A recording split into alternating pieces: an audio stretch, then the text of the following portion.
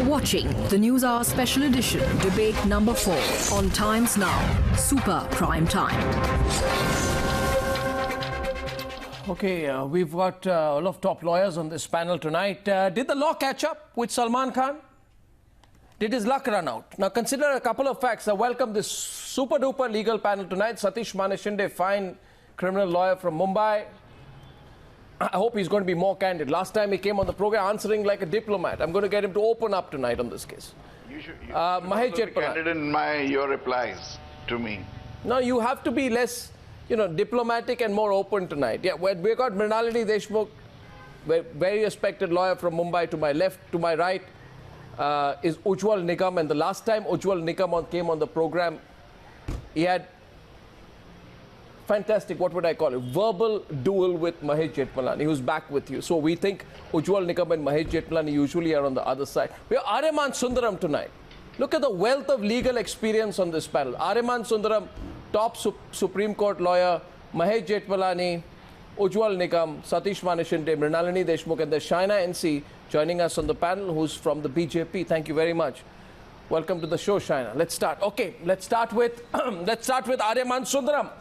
I'm not a lawyer, but I've been looking at some of the arguments these lawyers have been putting out. I mean, what kind of lawyers are these, Aryama Sundaram? To give these number of botched up, arguments, try to justify it, something which not even the best Sherlock Holmes could have justified, all kinds of botched up theories. It appears, Aryama Sundaram, that the lawyers led Salman Khan up the garden path. You agree?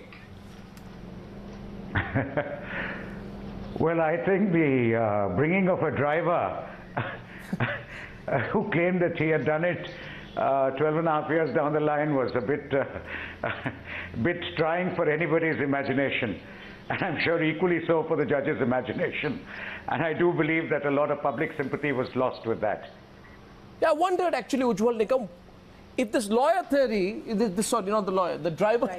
There's so many lawyers tonight on this. That's what happens. If the driver theory is to be looked at, then what happens, Ujjwal Nigam, is that Salman Khan, for 12 years, was fighting this case to protect Ashok Singh. Salman Khan was taking the hit, fighting the case, putting this whole theory at 8 or 9. The entire legal arguments, all the legal minds, good or bad, were put to protect Ashok Singh. And then finally, Salman Khan decided at the end, enough, I can't protect Ashok Singh anymore. Please, Mr. Ashok Singh, accept your fault. I mean, this was actually put out. Why was it put out? See, let me tell you very frankly, the accused is entitled to take as many as defenses. But if his defenses fail, that doesn't mean that something be prejudiced against him. Now, why Salman's driver came abruptly on the stage, last that is at the 11th hour, that is at a belated stage, that is a very moot question. Why? Perhaps, perhaps the only possibility is that perhaps Salman, of course, we take it when the advocate acts, presumably upon the instructions of the client.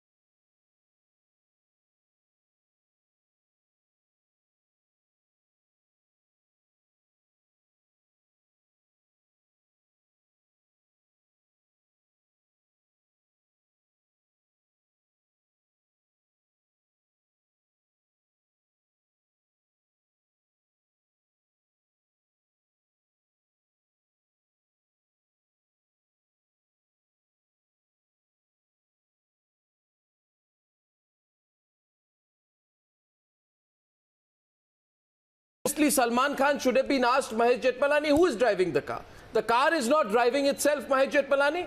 So somebody is driving the car. It has to be one of three people. There's Salman Khan, there's a guy called Kamal Khan, I think he's a musician or something. God knows where he's disappeared. He's nowhere to be seen. Right. Right? Yes. Nobody knows where he is. And there's a third. He was not examined. He was not cited also. Yeah, he was not examined, he was not cited. Then there's a guy called Ravindra Patil, who was the security guard, who said Salman Khan was drunk. He can't be driving the car, so he's out. So only two people can drive the car then. There is Salman Khan and a man who's gone missing called Kamal Khan. Right? For 12 years, tell me, Mr. Jethmalani, I want to understand the judicial system, prosecution system of this country. For 12 years, nobody asked, for God's sake, who was driving the car if it's not you? Shouldn't the onus to prove who was driving the car have been on Salman Khan, Mr. Jethmalani? No, the onus was on the prosecution to prove that Salman Khan was driving and Why? was at the wheel and driving the car when Why? the When the incident occurred. circumstantial But evidence... the prosecution believed... So when But the prosecution believed it had proved that. It was then up to Salman Khan to disprove that. And I don't think he's been able to do that. And the defense was extremely belated and a little incredulous. I agree with you, and what Mr. Nikam has said is absolutely right. Sir, if Salman Khan was not driving, I argue again, I go to Satish Maneshinde on that if Salman Khan is not driving, what explains the statement of the constable who was the police escort to Salman Khan at that time? Are we saying that a police escort who is a government servant has no credibility? He says that not only was Salman Khan drunk and driving the car, he was also warned to slow down, but he didn't. Why does that have no relevance, Mr. Satish Maneshinde? First of all, the defenses placed by Salman Khan have been disbelieved by the court. So therefore, that judgment has become final as far as the trial court is concerned. Once we see the details of the judgment... No, my question is not that. My question is for 12 years, why did nobody ask who was driving the car? No, for 12 years. For 12 years, who was driving the car? The coming on the driver business and the security guard and the cops involved in this. The Pedder Road incident had the same thing. Why are you not going after that case? No, for 12 years, who was driving the car? I don't understand. Sanjay Hegde, I don't... No, forget the 12 years. You have a case which is not even 6 months. For 12 years... Why are you suppressing that story? For 12 years, in this particular case, nobody asked... So where does this Ashok Singh character come from? Ashok Singh emerges out of a situation, Sanjay Hegde... Unless Salman tells the lawyer, I don't think any lawyer can, bring up a driver in this Mr. Maneshinde, you'll open up tonight. I know that you're beginning by being diplomatic. I know eventually you'll open up on this case. My question is that for 12 years... I wanted to open up on the Pedder Road also. My reporter went and found this person, Ashok Singh. There's a sequence there of Mumbai Bureau Chief Megha Prasad confronting Ashok Singh. The door is open. You can play that picture once again. And she says, Mr. Ashok Singh, can you talk to me? He did not answer any question. Are you saying... No, watch, I want to understand. For 12 years, the Mumbai police could not go to Ashok Singh and say, Mr. Ashok Singh, you're the family driver. Were you driving the car? I mean, why does it require Ashok Singh to be produced by Salman Khan? Here's the man, Sanjay Hegde. Okay, now all of us disbelieve that story because the trial court does not believe him. No, Satish, The point is, if Ashok Singh had been driving the car, why are you not going after the Pedder Road driver who is fresh in your mind? Would have said that there was one more person who was driving the car. The witnesses say that no, it was Salman Khan who was driving the car, who came out from the driver's side. Right. Secondly, let us assume that those witnesses on the spot mistook Salman Khan for Ashok Singh, and it was in fact Ashok Singh who was driving the car. Right. When what would be the conduct of a faithful family driver when he saw that his master was being charged by the police? Would he not have at that stage itself gone to the police and said, no, you have made a mistake, it was I who was driving the car? He does not go to the police immediately after the incident.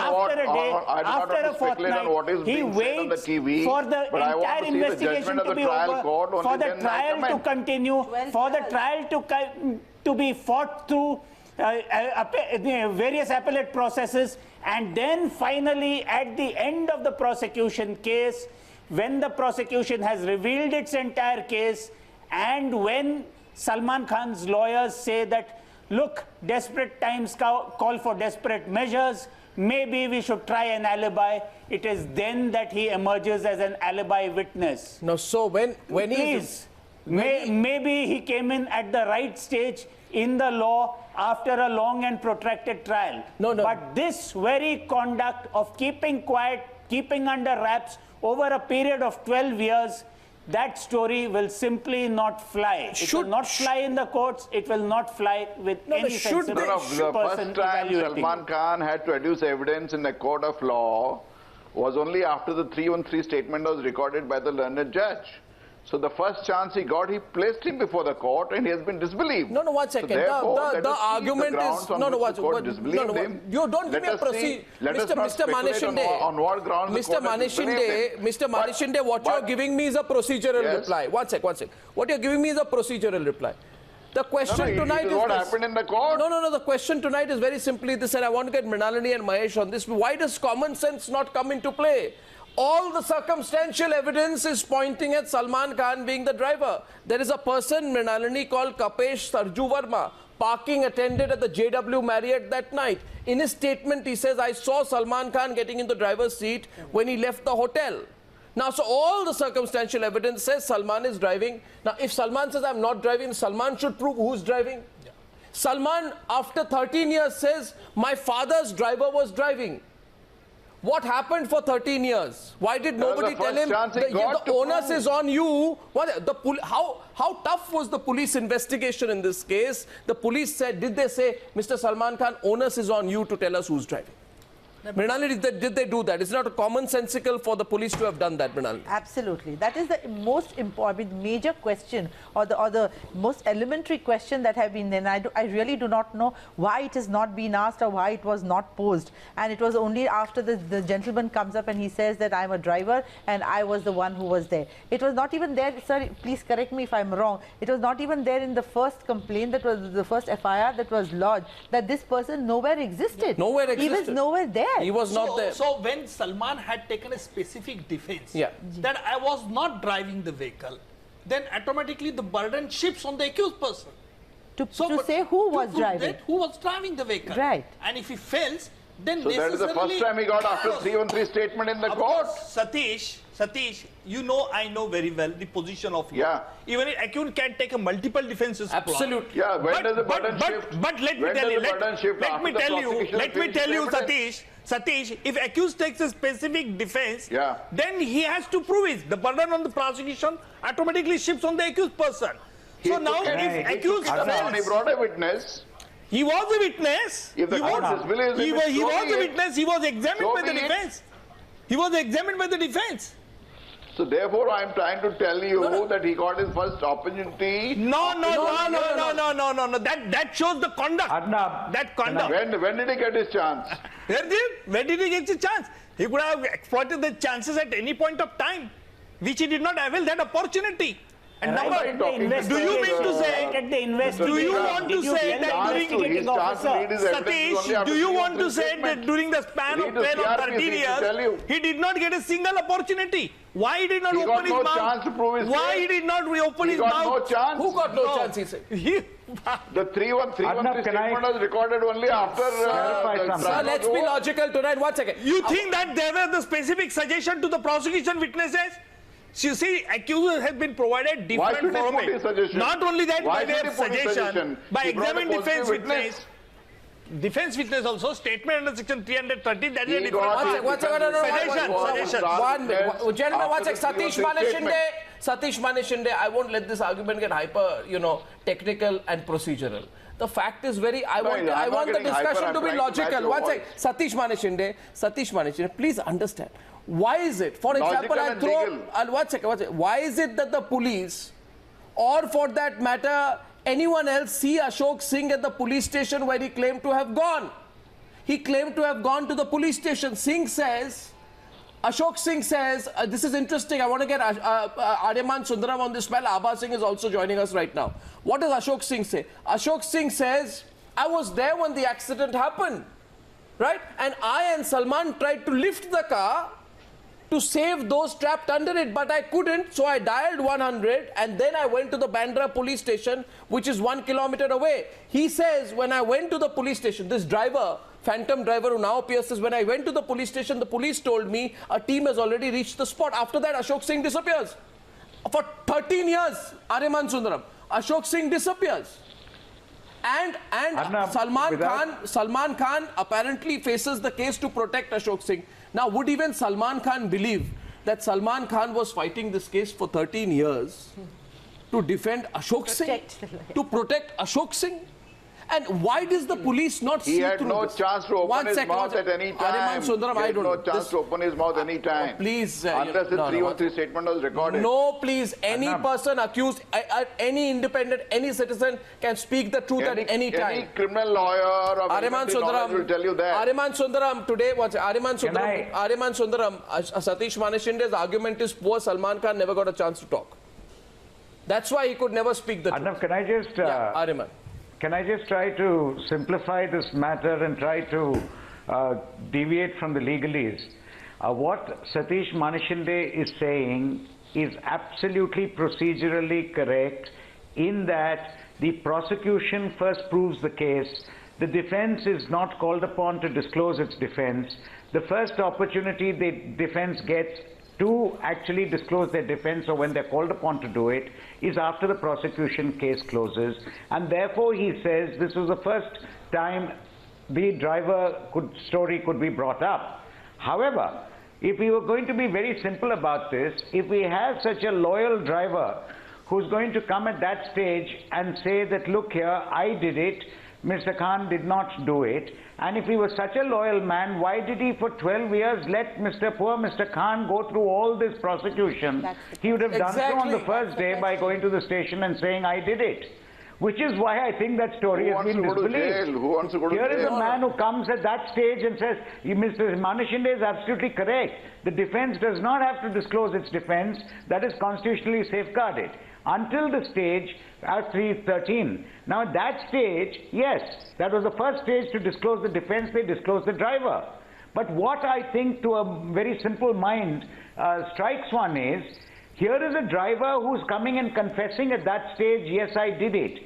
If he was willing to say so, because he did not want his boss to go to jail, why didn't he say so on day one and save his boss from going through this horrendous trial for 13 years? It doesn't add up. Abha Singh joins the debate, but before that, Shaina NC, you've heard this debate. In your view, where did Salman go wrong?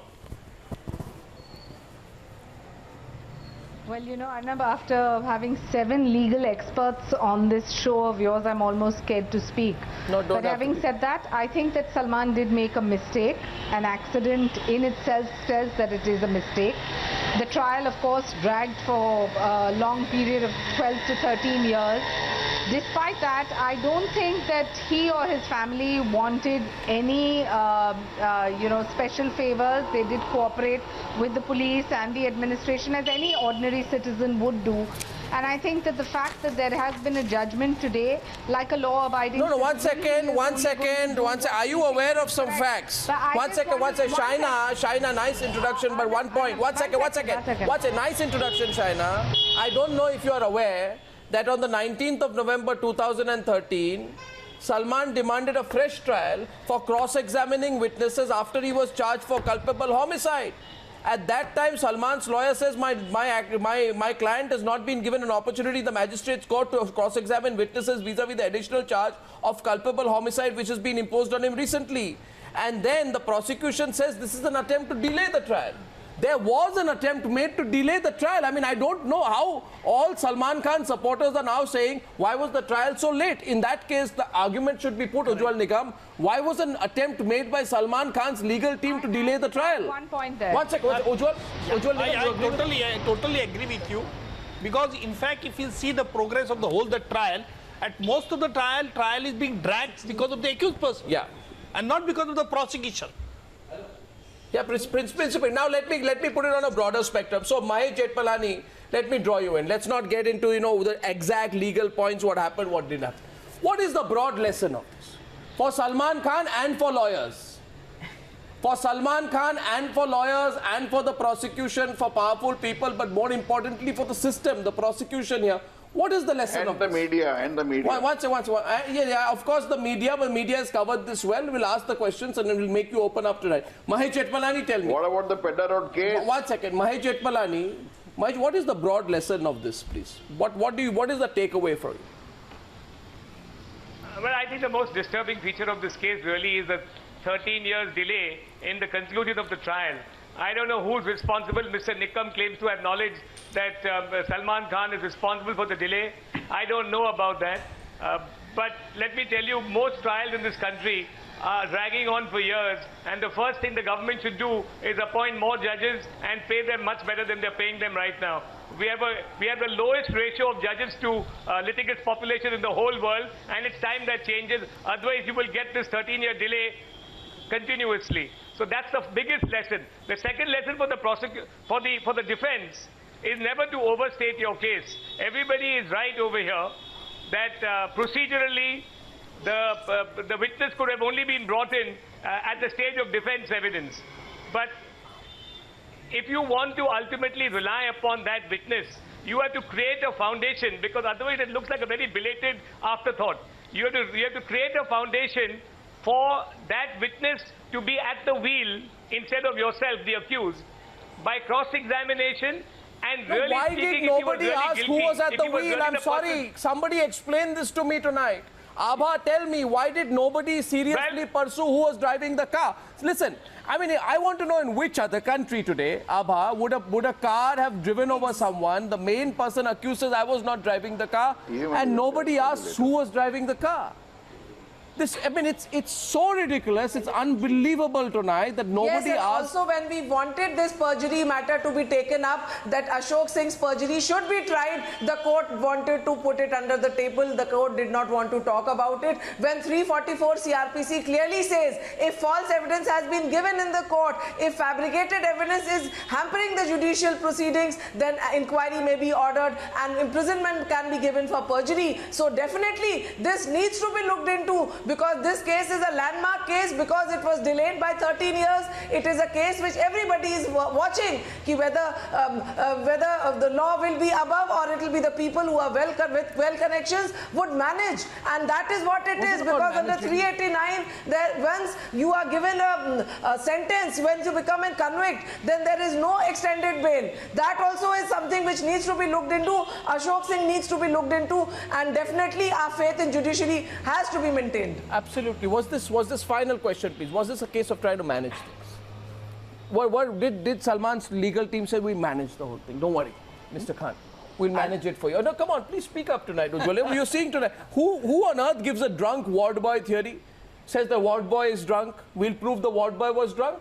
We'll prove the car had a tire burst. We'll prove that you were not drinking liquor. We'll prove that the crane slipped. We'll prove that the blood samples were tampered with. We'll prove you were not driving. We'll also prove, if necessary, that the car was driving itself. That no, you're laughing tonight, but the fact is, there must be an extremely confident lawyer who says, I will prove anything. How do you prove anything? Obviously, you can't prove anything for a price. I hope not. Or confused. No, but how can you prove anything? Where is the starting point of this argument tonight? I'll prove anything, I'll manage anything. You please ask this question to Mr. Mahesh. Mr. Mahesh Jethmalani. Mr. Mahesh Jethmalani. He would be a better person to reply. Why is Mr. Mahesh Jethmalani a better person to reply this question? He has an ample experience of managing. No, not managing. In respect of the defenses taken by the lawyer. Mr. Jethmalani, I put this question to you. My question was, why did lawyers feel they are good at managing the situation? Ujjwal Nigam passed it by saying I should put that question to you. Why did the lawyers feel that they were good at managing what? I asked Ujjwal Nigam, why did the lawyers feel they're good at managing the situation? Ujjwal Nigam said I should ask that question to you. Would you like to answer that?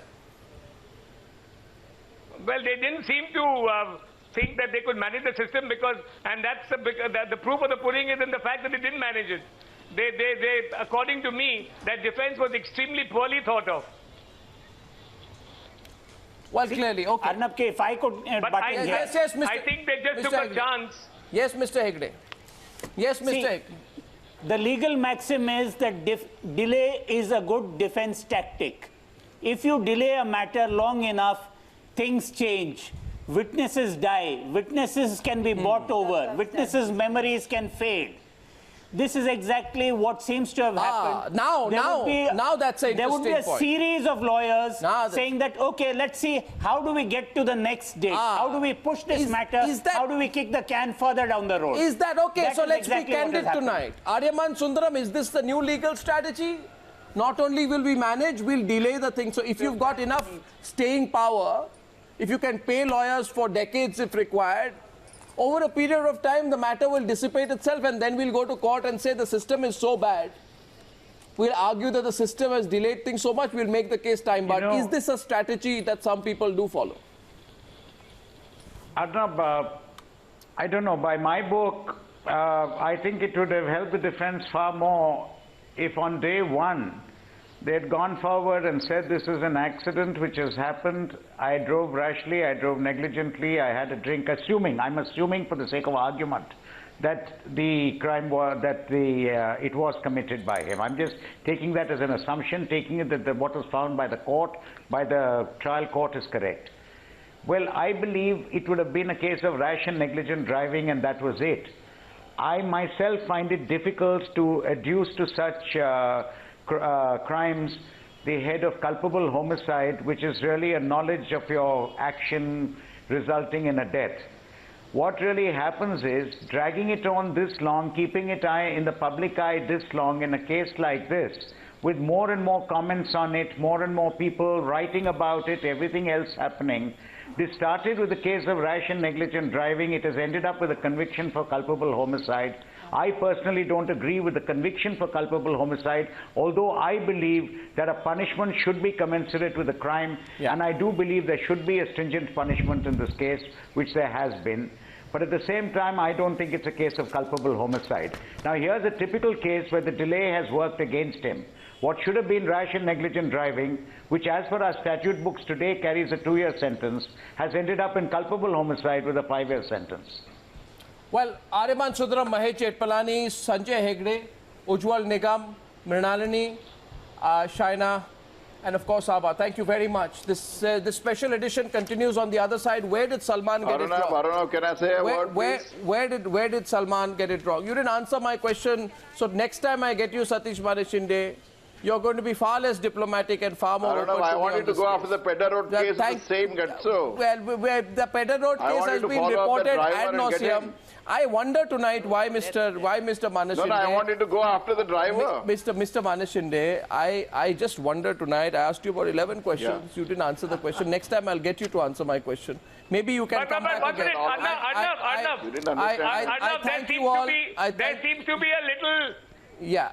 Arnab, there seems to be a little jugalbandi between you and Satish on Pedder Road. Please tell us what is this. No, it's very simple. The nation wants to know. Arnab knows about it. The nation wants to know. It's very simple. It's very simple, Mr. Jethmalani. For the last 2 hours, allegation against the media. For the last 2 hours, you see, Mr. Maneshinde does not want to comment on the Salman Khan case, right? So he's been using the Pedder Road case. I have told him repeatedly. What is the Pedder Road case? Please tell us what is the Pedder Road case. The Pedder Road case has been repeated in detail. You owe it to your viewers. We've reported it in ad nauseum. Next time I'll get you to open up on the Salman Khan case. Thank you very much. Thank you, gentlemen, for joining me on this debate tonight. Thank you. Thank you. This is Times Now, Super Prime Time.